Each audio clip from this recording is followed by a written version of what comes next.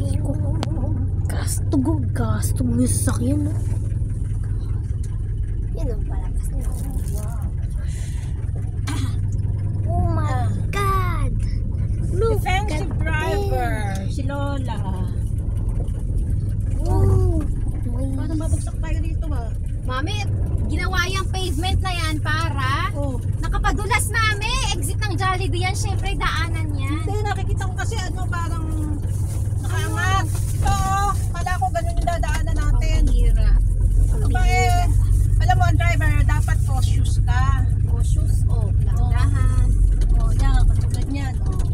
Sino bibisitahin nyo naman sa Guam? Magtuturis lang kayo doon. Ha? Magtuturis lang talaga kayo sa Oo. Guam.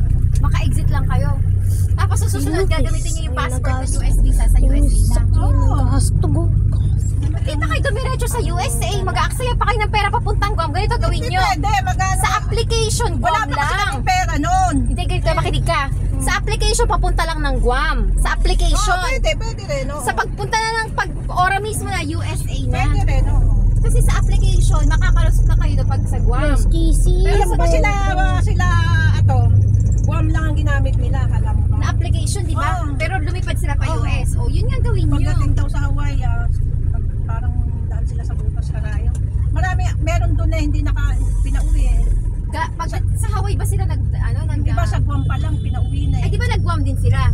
Merong pinauwi sa Guam pa lang. Nauwi sa Palau? End ko na yung video, ah. Nag-declare naman. End ko na yung video. Okay, tapos na.